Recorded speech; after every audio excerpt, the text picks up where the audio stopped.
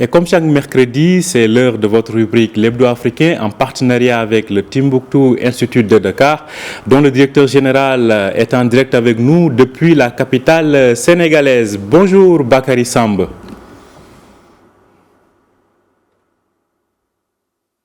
Bonjour M. Baldé. Alors, aujourd'hui, nous reparlons du Mali. Justement, on en a parlé, on en reparle parce que le Mali s'invite donc dans l'actualité. Vous venez de le suivre dans ce journal. L'Union africaine a décidé de suspendre le Mali comme l'a fait la CEDEAO. Que vous inspire cette décision, Bakary Samb?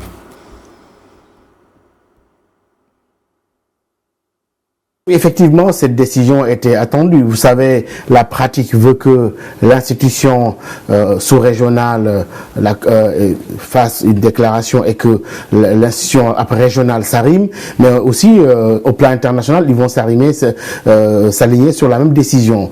Et je vois que la CEDEAO avait donné le ton avec la condamnation, pas la condamnation, mais en tout cas la suspension du Mali de ses instances, c'est-à-dire le sommet des chefs d'État, le Conseil des ministres, le Parlement, etc. Tout ceci, mi-figue, mi-raisin, c'est-à-dire qu'il n'y a pas de sanctions réelles qui vont s'appliquer sur le Mali, qui peut-être pourraient faire souffrir la population. Je pense que c'est une déclaration qui était attendue, et je crois que ça va dans le sens de la même déclaration que nous avons eue de la part de la CEDEAO lors du sommet d'Accra. Et donc, il y a une désapprobation relative de la prise de pouvoir par l'armée, mais en tout cas l'essentiel voudrait être sauvé en ménageant un petit peu quand même, en donnant une marge de manœuvre à Assimi Goïta de pouvoir mener la transition à bien et que le Mali puisse retrouver les chemins de la démocratie et du respect de la Constitution. Alors, juste une question quand même qui s'impose quand on compare les cas tchadiens et maliens. Comment lisez-vous en fait ce que certains qualifient de deux poids, deux mesures?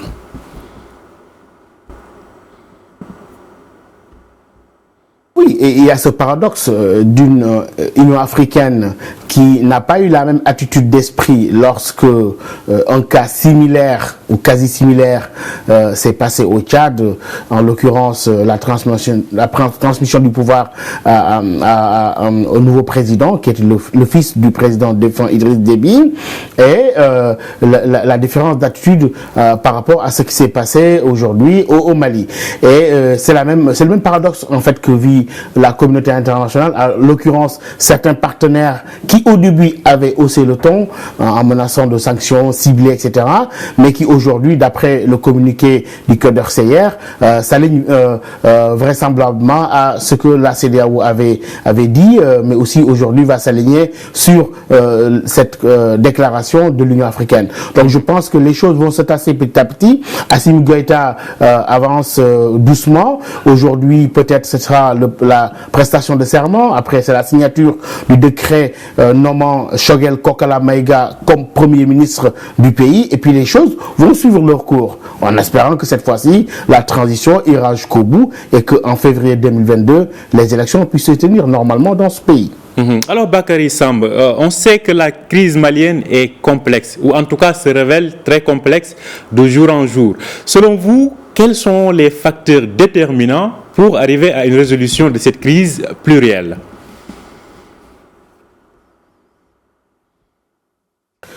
C'est une double crise, comme en 2012, c'est-à-dire où on retrouve une crise institutionnelle politique à Bamako et une crise sécuritaire qui perdure, cette fois-ci non seulement au nord, mais au centre du pays, jusqu'à même créer des zones d'instabilité qui concernent des pays voisins, notamment dans le Liptako-Gourmand. Donc aujourd'hui, la crise s'aggrave sur le plan sécuritaire et véritablement, les choses ne s'arrangent pas sur le plan politique. Maintenant, il faut faire appel peut-être au génie malien du dialogue. Vous savez que durant le dialogue inclusif national, il y avait beaucoup de décisions qui ont été prises. Les choses vont dans ce sens-là, où malgré les divergences profondes, au début, entre Choguel Kokala Maïga, le M5 RFP et l'imam Dicko, qui, rappelons-le, est aussi un acteur majeur dans cet échiquier malien. Il y a eu des tentatives de réconciliation et on parle d'union sacrée de toutes les forces vives du Mali pour que véritablement une solution puisse être trouvée.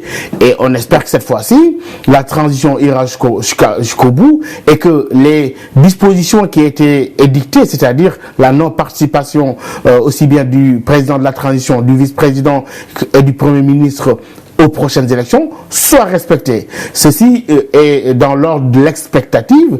Aujourd'hui, il faut véritablement observer cette scène politique malienne, mais aussi ne pas perdre de vue la problématique suivante, c'est que l'insécurité au Mali installe forcément une insécurité dans les pays voisins. La question de la crise malienne, comme je le répète très souvent, cette crise malienne n'est pas seulement une crise malienne, elle est bien une crise régionale, ce qui attire l'attention de tous les pays voisins et aussi des acteurs régionaux. Justement, Bakary Samb, quels sont les enjeux et l'impact pour la région tout ensemble, en fait, une région que l'on sait déjà fragile?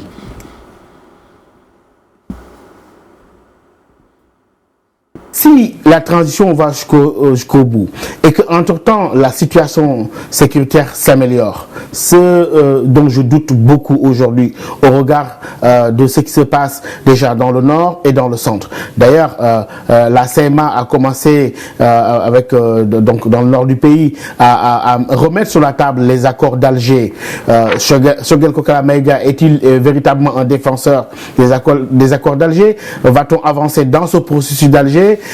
Quelle va être la marge de manœuvre de ce Premier ministre avec le pouvoir quand même assez important de certains Assimi Goïta en face duquel quand même je pense que Mokhtar Ouane n'avait pas beaucoup de marge de manœuvre aujourd'hui. Tout cela, ce sont des questions qui se posent aujourd'hui. L'avenir de l'accord de paix, mais aussi la situation au centre, quelle sera aussi la capacité aux militaires et aux forces de sécurité et de défense du Mali à assurer la sécurité, à lutter contre les groupes qui continuent à commettre des exactions telles que les attentats que nous avons eus il y a 3 jours dans ce pays-là. Aujourd'hui, c'est une double crise institutionnelle et politique, mais aussi sécuritaire, et cela appelle à une solution régionale, quels que soient maintenant les problèmes auxquels l'institution régionale de la CEDEAO fait face aujourd'hui avec cet affaiblissement de la CEDEAO par ses composantes. Je crois qu'il faudrait redonner du crédit à cette institution régionale qui, à mon avis, aujourd'hui s'impose comme un acteur majeur pour la sorte de crise définitive au Mali. Merci beaucoup Bakary Samb pour tous ces éclairages. Je rappelle que vous êtes le directeur du Timbuktu Institute de Dakar, d'où vous étiez en direct avec nous. Merci à vous. Merci de votre invitation. Merci. Merci à vous aussi de nous avoir suivis. C'est la fin de cette édition. L'info se poursuit sur Médien TV.